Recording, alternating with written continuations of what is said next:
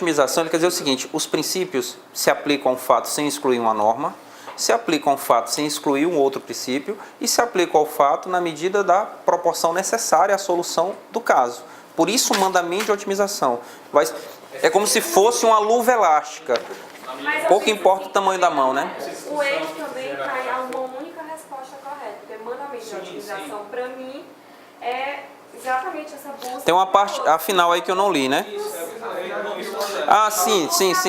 Correto. Eu não vi o resto aqui, mas é isso mesmo. Concordo contigo, Rosa.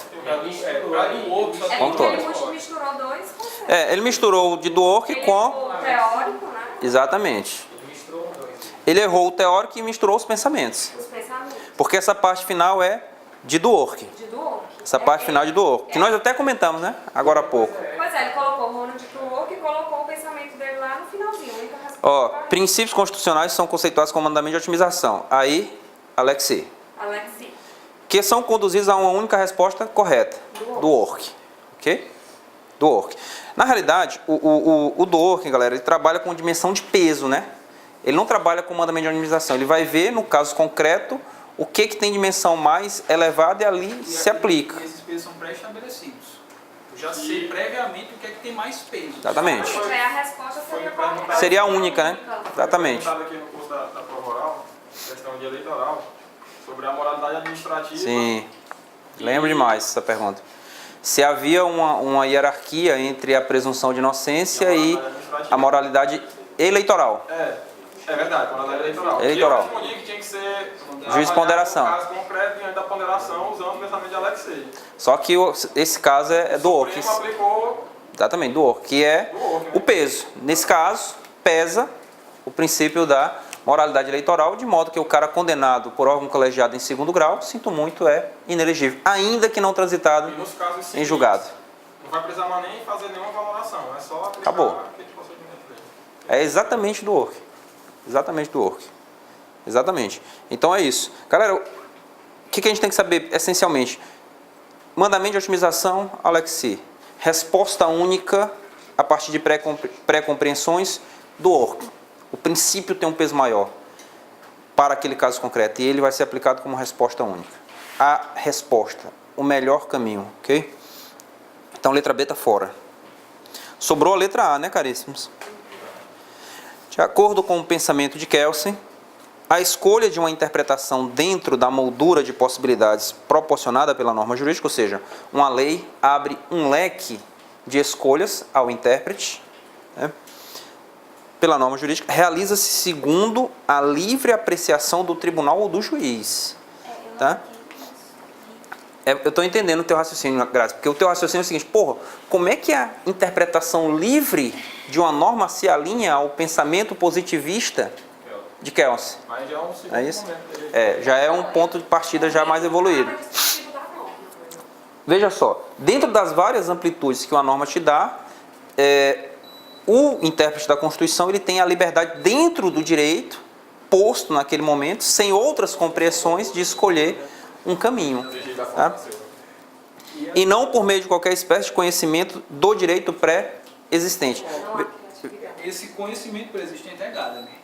Mas ele mescla justamente... Mas é um pensamento positivista que o intérprete é neutro mesmo, né? Que ele não tem Neutro em relação aos valores. Mas é exatamente isso. Se alinha perfeitamente a Kelsen. O que ele vai dizer é o seguinte: olha, analisando o direito do momento, da situação e posto no caso em julgamento, o juiz tem várias escolhas possíveis. Mas todas essas escolhas estão dentro do direito, sem pré-compreensões.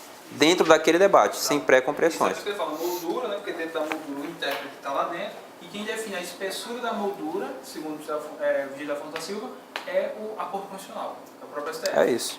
Positivíssima é uma síntese, né? Foi pergunta de subjetivo, já em algum concurso da FCC, de magistratura.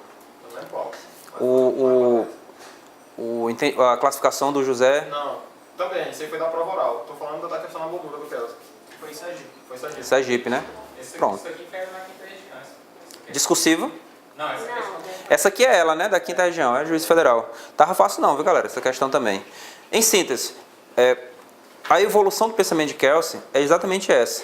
O juiz, respeitando o caráter normativo no contexto no qual ele está inserido, e só esse contexto ele deve levar em consideração e mais nada, absolutamente mais nada, ele é livre para escolher o melhor caminho dentro de tudo aquilo que aquele contexto normativo lhe proporciona. Certo? Daí, positivista. Eu entendo a graça. É difícil, mas o pensamento do cara aqui está perfeito. Perfeito, perfeito, perfeito. Gente, tem uma cadeira vaga aqui na frente. Luiz chegou tarde, né, Luiz? Rapaz. Letra A, viu, galera? Para a questão 2. 3. Qual é o gabarito da 2? Ah, tá certo. Vocês vão me deixar doido. Agora a gente vai para 3. O que diz respeito à teoria geral do direito constitucional, pode-se afirmar. Qual o gabarito, galera? Aqui, se você soubesse uma coisinha só, você acertava essa questão. Letra B, né? B de bola, alguém marcou diferente? Ninguém marcou diferente? Marquei, diferente. Qual? Confiante não. Letra E, né? Não, pois é. Letra B e letra E. Qual o erro da A, que a gente já comentou, né? Constituição simbólica. Não se confunde. A ideia de constituição simbólica, introduzida Marcelo Neves, tem como contexto a discussão sobre a função simbólica dos textos constitucionais que carecem de uma concretização normativa jurídica.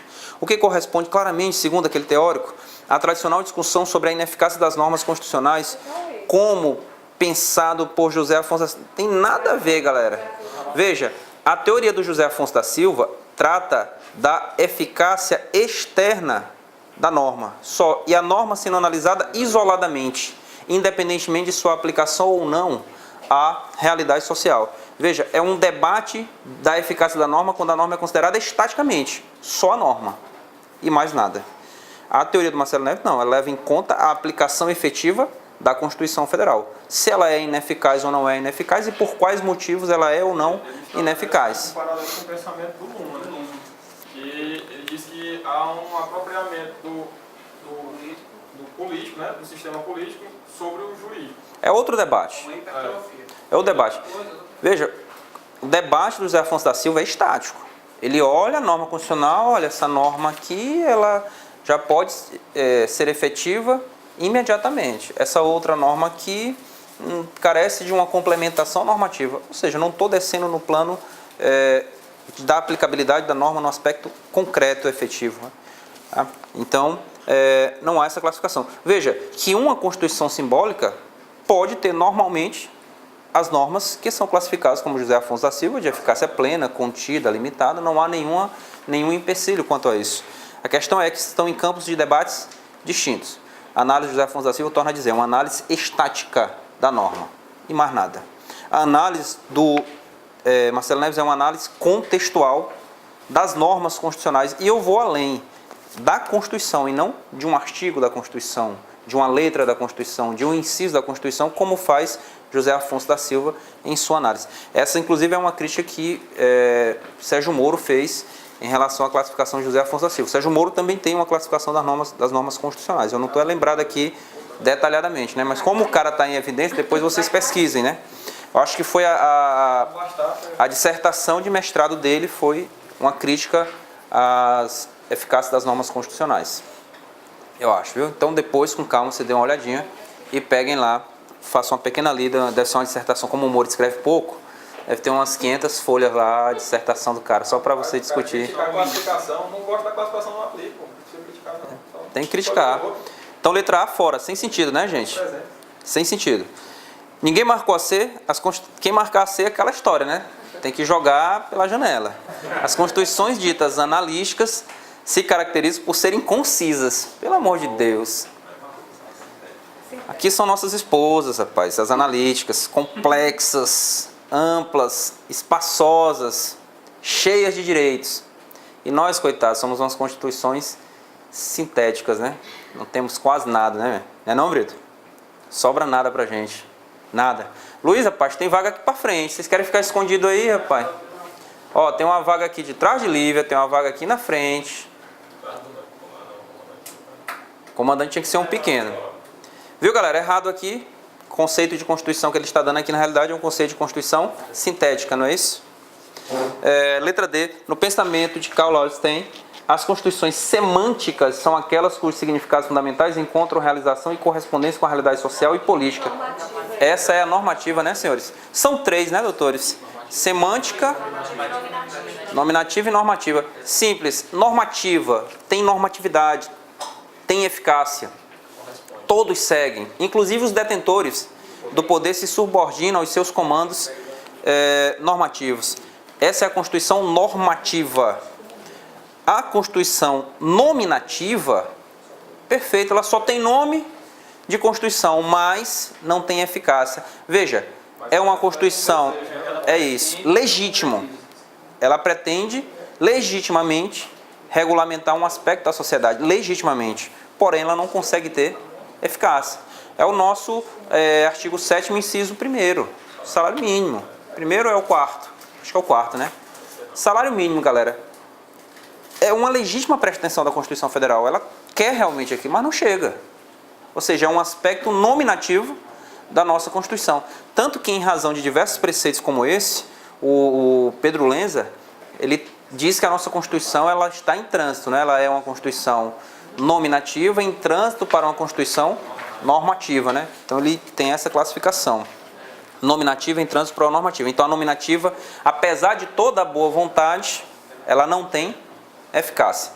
A normativa não, tem eficácia para valer. A semântica não.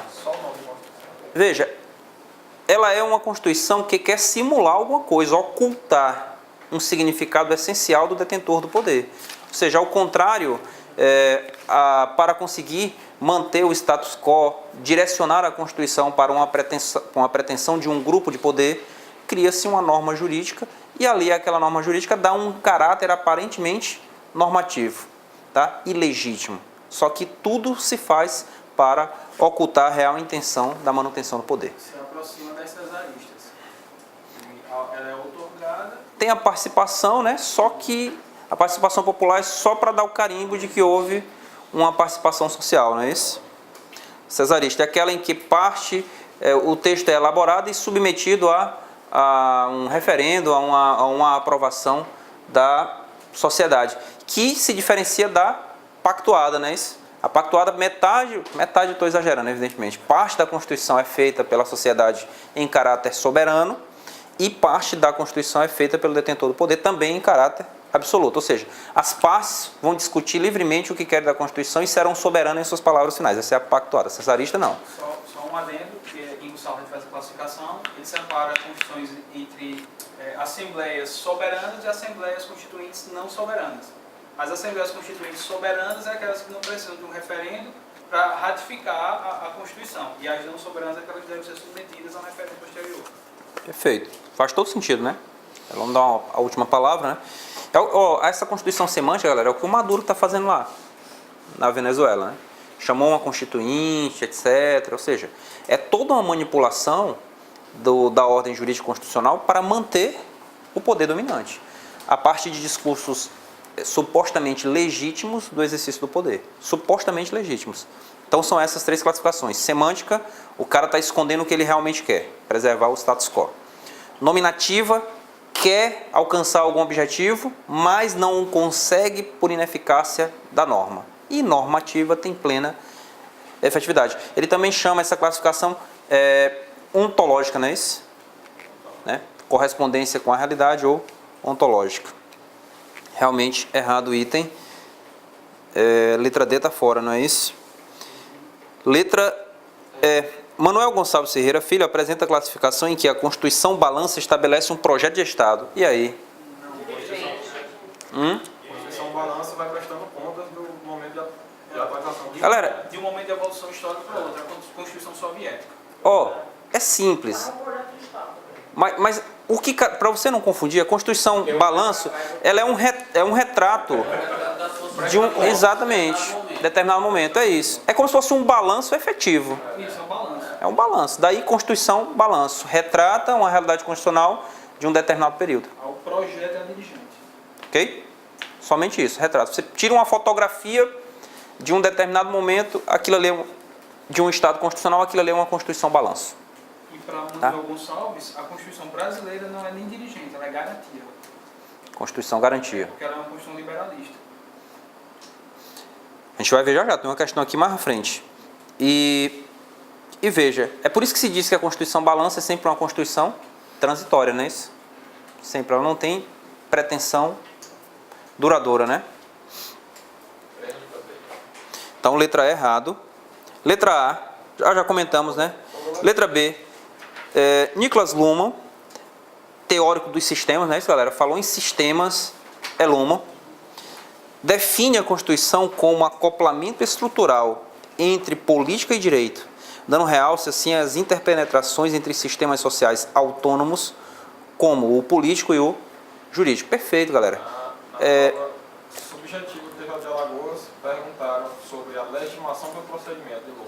Mas o que tinha de 02, 03. Mas por aí mesmo. O cara não sabia nem... Mas se você começar a falar a teoria dos sistemas, etc., correlação, o cara vai tirar os pontinhos ali, viu? E na hora que, ainda mais porque todo mundo tá errando, né? Essa legitimação pelo procedimento é que ele diz que os sistemas são montados através de procedimentos. É o procedimento judicial, o procedimento eleitoral. Todos os sistemas de formação política, de organização do Estado, são feitos através de procedimentos. Por isso que ele diz que o procedimento é o que legitima. É o que legitima. Aí veja só, gente, às vezes a gente fica perdido, ó. Mas tentem fazer correlações, galera. Tentem fazer correlações. Por exemplo, sistema que nós adotamos aqui no Brasil, qual é? Representação política, qual é? Sistema. Não, sistema. Qual a forma de governo que nós adotamos? República. Qual sistema nós adotamos? Por quê? O sistema debate o quê? Quando se diz sistema. Exatamente, mestre. É como se relaciona o Poder Executivo e o Parlamento, certo? A forma como se relaciona o Poder Executivo e o Parlamento define o sistema. É o que o Luhmann defende. O sistema é isso, é a inter-relação entre os agentes de Estado, de poder. Agentes em sentido amplo, né?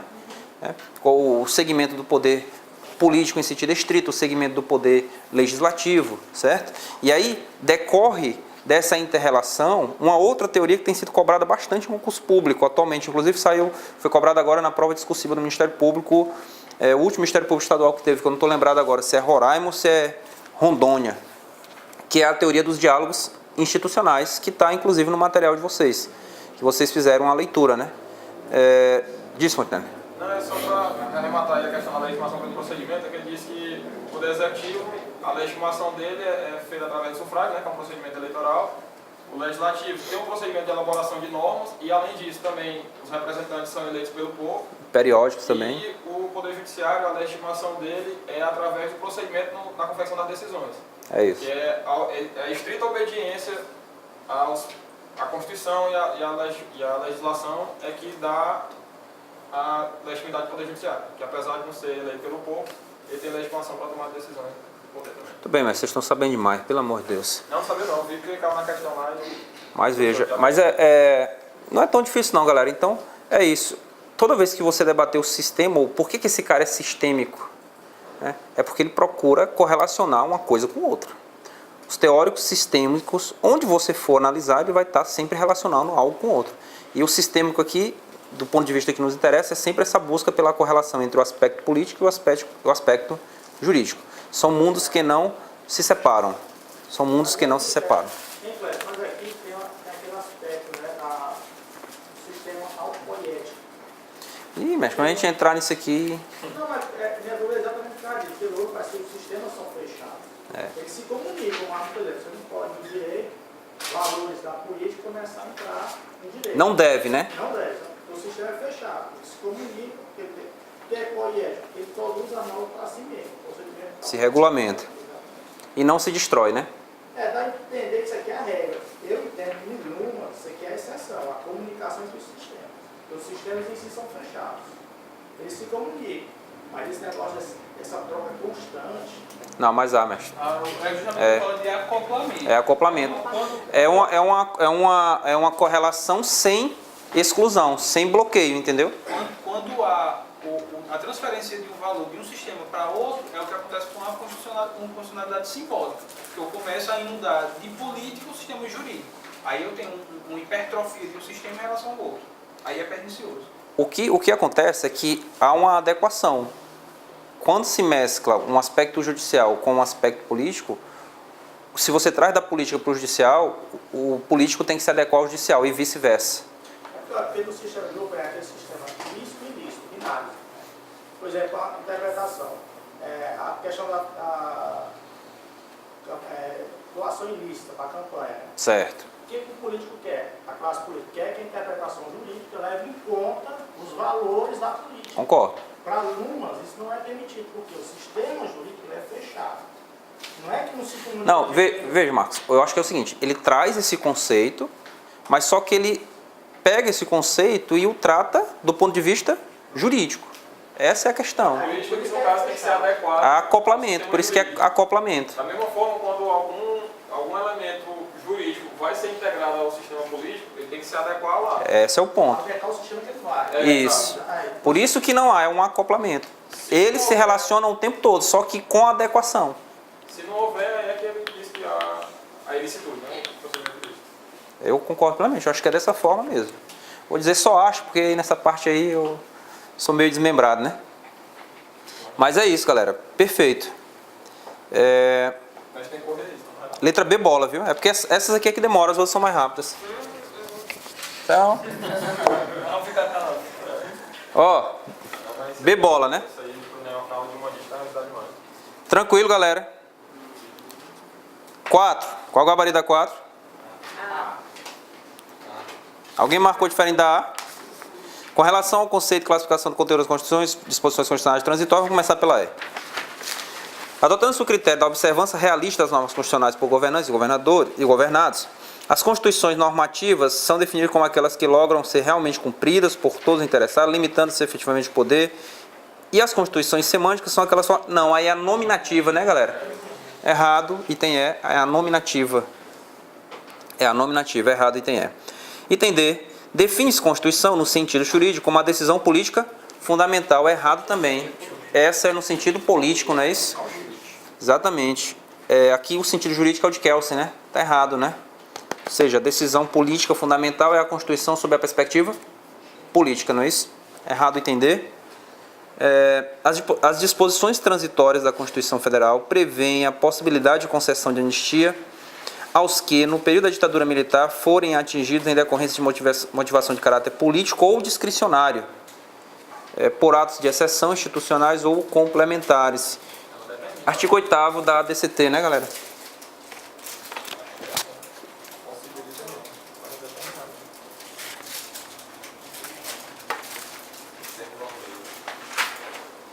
Botou lá, mestre, aquele negocinho? Galera, artigo 8º da DCT, deixa eu ver aqui.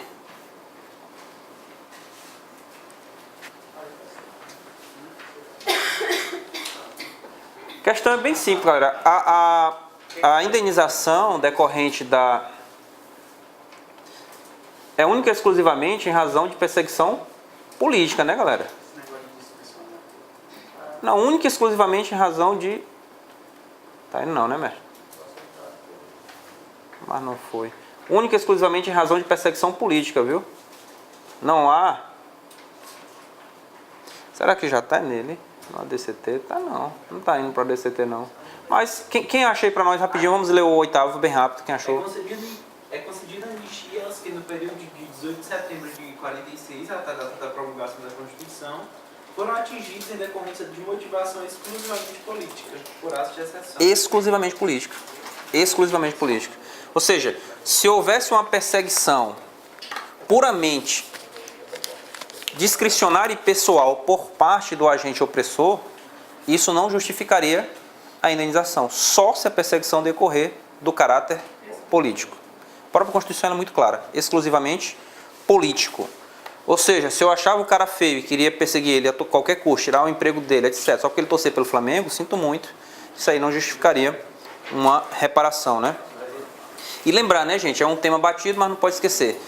Os atos decorrentes da ditadura militar que ofendem a personalidade são imprescritíveis, né? Inclusive a reparação moral, o STJ tem N precedentes reconhecendo que é imprescritível a postulação por dano moral decorrente de torturas ocorridas no período da ditadura militar.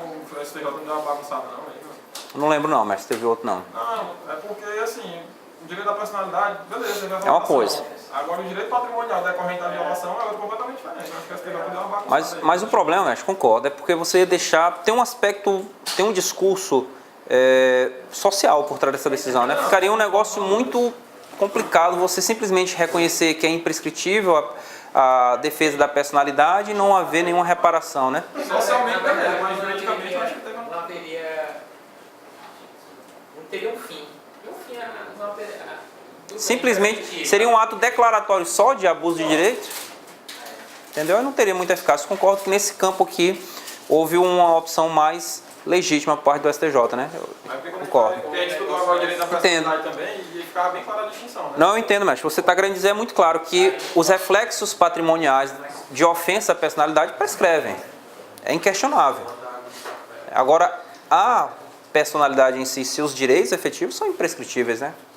É a mesma coisa, o exemplo que eu sempre gosto de falar aqui na sala de aula. O cara publica um livro de alguém, uma editora, sem autorização. O direito do autor está sempre preservado. O cara pode ir lá na editora e dizer, você não publica mais meu livro a partir de hoje. Então, porque o direito do autor é imprescritível, é um direito fundamental, está no artigo 5º.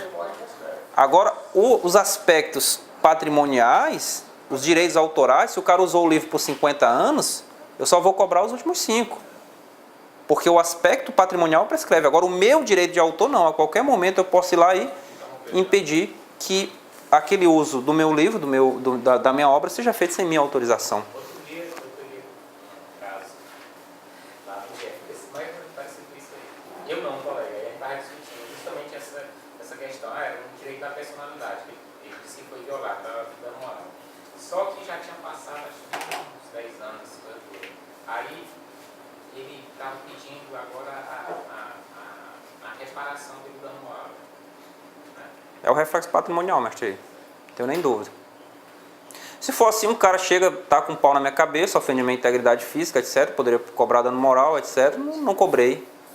Né? Aí eu vou lá, não, o reflexo prescreve, né?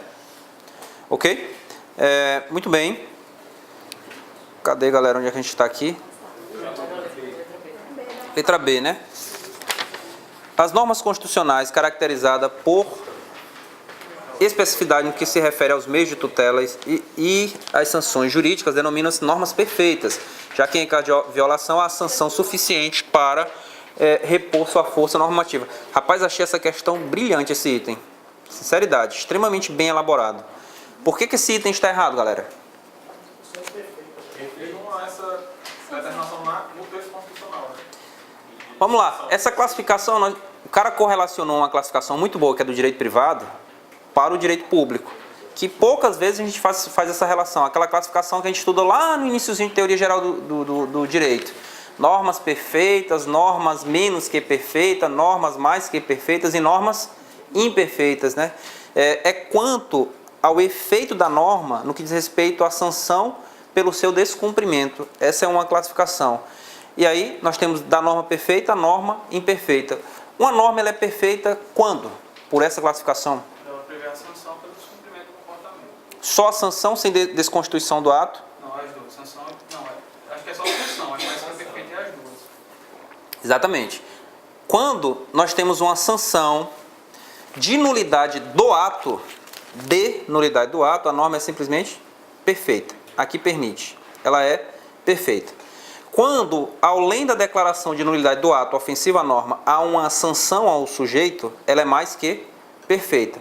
Porque eu desconstituo o ato que violou a norma e, ao mesmo tempo, aplico uma penalidade àquele que descumpriu a norma.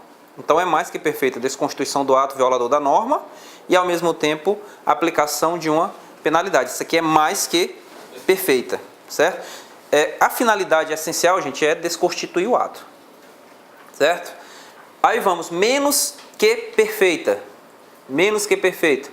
Veja, na primeira, na perfeita eu simplesmente vou lá e desconstituo o ato. Certo? Na mais que perfeita, desconstitui o ato e aplica uma sanção. Na menos que perfeita, o ato se mantém e simplesmente se aplica uma sanção. Por isso que ela é menos que perfeita. Tá? Se aplica uma sanção.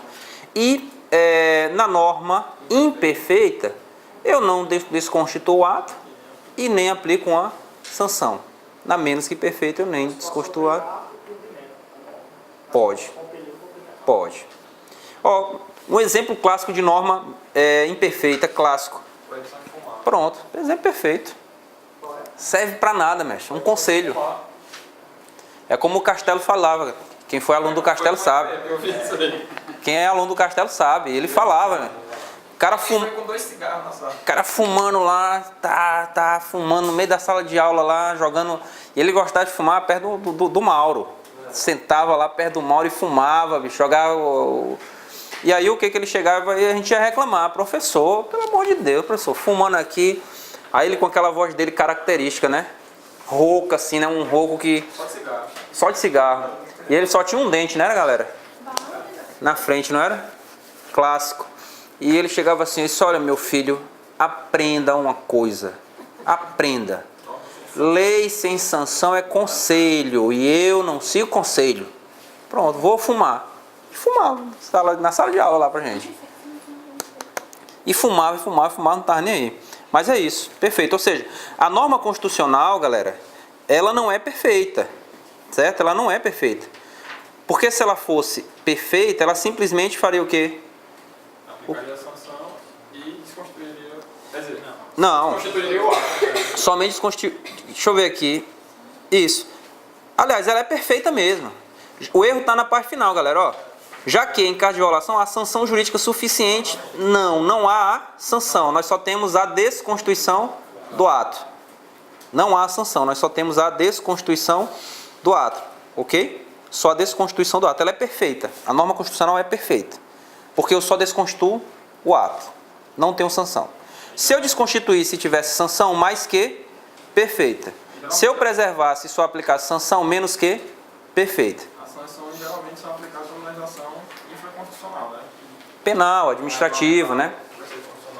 Exatamente. Ela é perfeita, só que o complemento que está aí é de uma norma menos que perfeita, viu?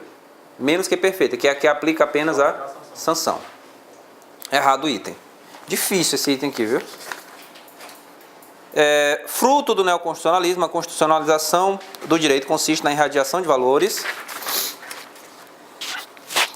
abrangidos nos princípios e regras da Constituição para todo o ordenamento jurídico, notadamente por via da jurisdição constitucional e em seus diferentes níveis, principalmente em matéria de direitos fundamentais, tanto que tem aquela velha teoria da eficácia irradiante dos direitos fundamentais que se espalha por todo o ordenamento jurídico, poder executivo, poder legislativo, atividades privadas, todos devem respeitar a integridade dos direitos